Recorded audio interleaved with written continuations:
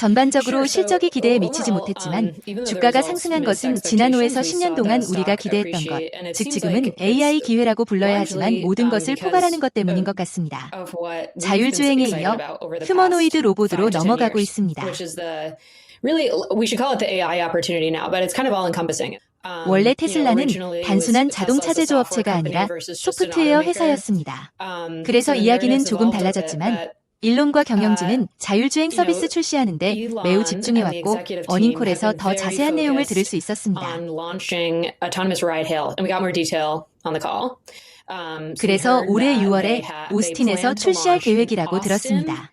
정말 대단한 일이죠. 한 가지 더 말씀드리자면 또 다른 요점을 언급하고 계십니다.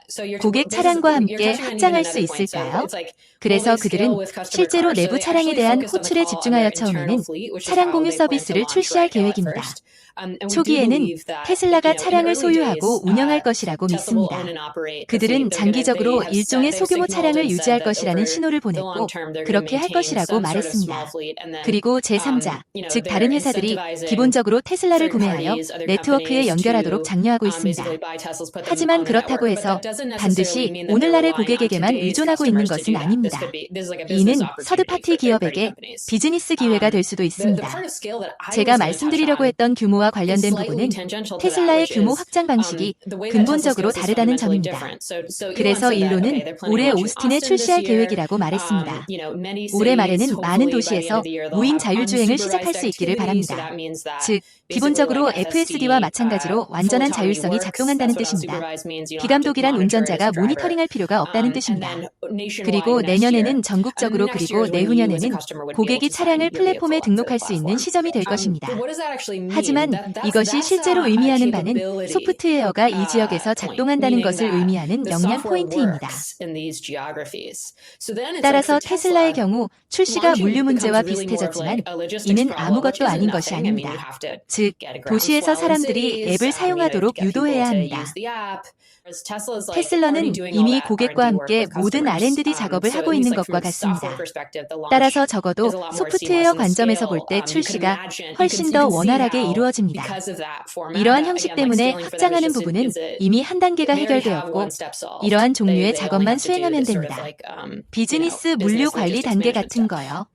오늘날 소프트웨어 기반 AI에 능숙한 회사가 실제 AI에는 능숙하지 않을 수도 있습니다. 그리고 투자자 입장에서는 하드웨어 기반이기 때문에 자본 집약적인 노력이 필요하기 때문에 더 위험하다고 인식되는 것 같아요.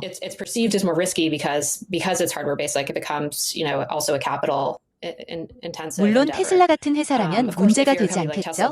전기 자동차 라인에서 나오는 현금이 있기 때문입니다. 그리고 테슬라는 전기차로 수익을 낸 최초의 회사 중 하나입니다. 이제 그들은 그 현금을 다른 사업을 구축하는 데 사용할 수 있습니다. 모든 기업이 그런 사치를 누릴 수 있는 것은 아닙니다. 우리 내부의 역량이 충분하다고 생각하지만 다른 사람의 시스템을 보지 않거나 언젠가는 레벨 4의 개인 자율성이 흥미로울 것이라고 믿지 않을 정도로 우리 자신의 역량에 대해 정략적인 태도를 보이지는 않습니다. 미국뿐만 아니라 전 세계가 검토를 시작해야 할 때이며 이것이 바로 오늘 발표한 몇 가지 발표의 이유입니다. 파트너를 맺을까 아니면 우리만의 팀으로 이 레벨 4의 자율주행이 될까? 아르고에 대한 우리의 움직임과 마찬가지로 사려 깊고 실용적인 결정을 내리게 될 것입니다.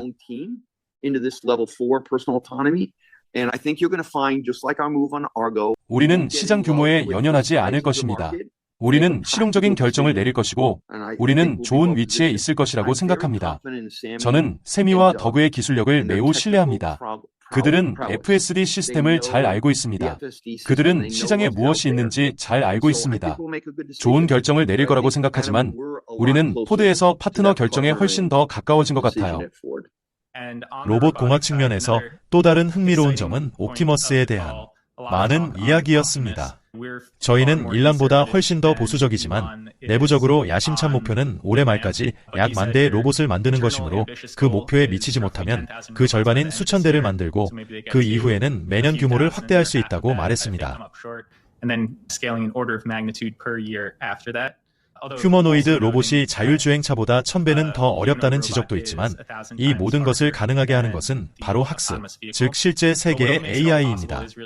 전통적인 금융업계와 기술업계의 기대치가 일치하지 않는 또 다른 이유는 모두가 AI에 대해 매우 흥분한 나머지 실제 AI로 넘어가지 못하는 이상한 역학관계가 존재하는 것 같습니다.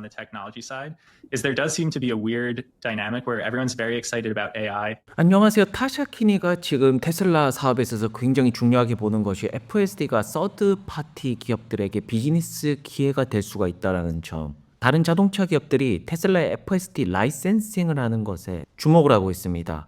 테슬라의 수익성은 크게 증가가 될 것인데요.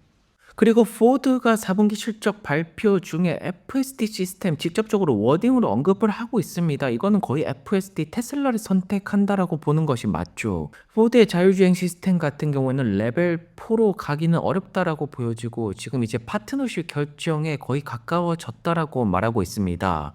어닝 발표 때 이 정도 말했다라는 것은 이제 포드 같은 경우에는 자율주행을 외주로 맡기겠다라는 것이고 FSD 시스템을 언급한 만큼 테슬라를 선택할 확률이 너무나도 높아졌다라는 것입니다. 먼저 포드가 스타트를 끊어준다라면 수많은 자동차 기업들이 미국에서 자동차 판매를 위해서 테슬라를 선택하게 될 것입니다.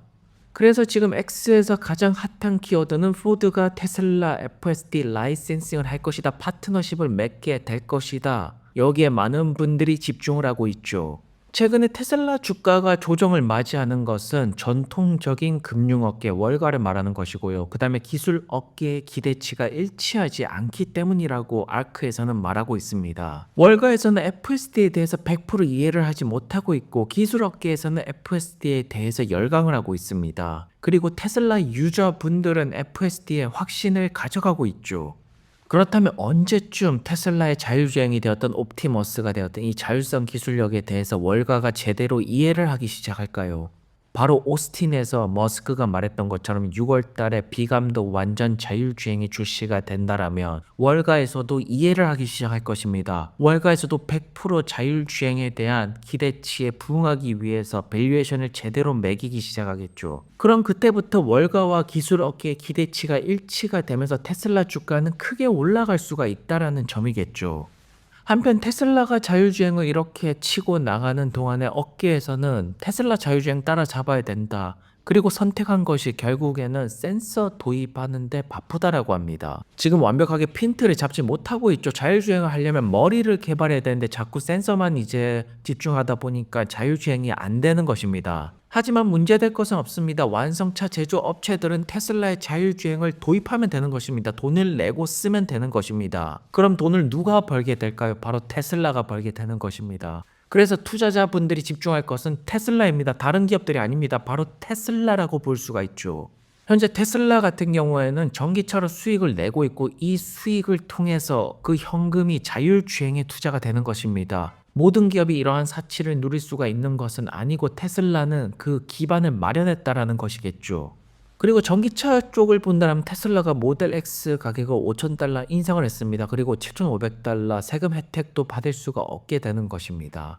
모델 X 롱레인지 플래드 같은 경우에는 $99,000, 1억 4천만 원 정도가 됩니다. 그리고 많은 분들은 테슬라의 모델 X 가격을 올린 것은 사이버 트럭 구매로 유도하기 위한 조치라고 보는 것이겠죠. 아무래도 모델 X가 대형 SUV이고 사이버 트럭이 픽업 트럭이긴 하지만 SUV 느낌도 굉장히 강합니다. 그래서 사이버 트럭 판매 높이기 위한 전략이 아닐까 싶은데요. 이제는 사이버 트럭 AWD가 모델 X AWD보다 $12,500 저렴하다라고 하네요. 그렇다면 자연스럽게 사이버 트럭 구매가 올라갈 수밖에 없죠. 그리고 테슬라가 서호주에서 메가팩 서비스 시설 건설 계약을 체결했다라고 합니다. 정말로 호주 쪽에서는 꾸준하게 메가팩 관련해서 계약이 나오는 것 같네요.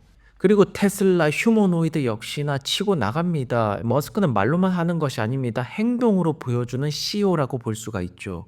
옵티머스 대량 생산을 위한 대규모 채용에 들어가고 있다라고 합니다. 지금 프리먼트 공장에서 옵티머스 테슬라 봇 생산 부분에 채용이 크게 이루어지고 있죠. 그리고 한국에서도 이제 수입차 빅3의 아우디가 아닌 테슬라가 들어간다라고 말합니다. 보통 수입차 하면 독삼사죠. BMW, 벤츠, 아우디. 그런데 아우디의 자리를 테슬라가 차지하고 있습니다. 여기서 중요하게 볼 것은 한국에도 비감독 FSD가 풀린다라면 소비자들이 BMW 벤츠를 구입할 이유는 없습니다. 그리고 한국에 진출한 수많은 외국 기업들도 테슬라 FSD를 반드시 선택해야겠죠. 그리고 최근에 항공 관련해서 사고들이 많이 나고 있습니다. 굉장히 안타까운 소식인데요. 여기에 도지 부서가 발빠르게 움직이고 있고 신속한 안전 업그레이드를 목표로 발빠르게 움직이고 있다라고 합니다. 최근에 머스크가 미국 정부를 위해서 도지 부서를 통해서 하는 일은 스페이스X 엔진이 이렇게 발전하듯이 도지 부서를 통해서 미국 정부를 발전시킬 것입니다. 그리고 마지막으로 머스크가 백악관에서 이렇게 사진을 찍는 모습을 올리고 있죠. 자, 그래서 최근에 테슬라 주가 조정은 전혀 걱정할 필요가 없습니다. 월가와 기술 업계의 기대치가 일치하지 않기 때문에 잠깐 나오는 현상이라고 볼 수가 있고요. 6월 달에 오스틴에서 비감독 FSD, 로보택시까지 이어지게 된다라면 기대치가 일치가 되면서 대상승은 이어지게 될 거라고 보여집니다. 오늘도 좋은 하루 되시고요. 다음 영상에서 뵙겠습니다. 감사합니다.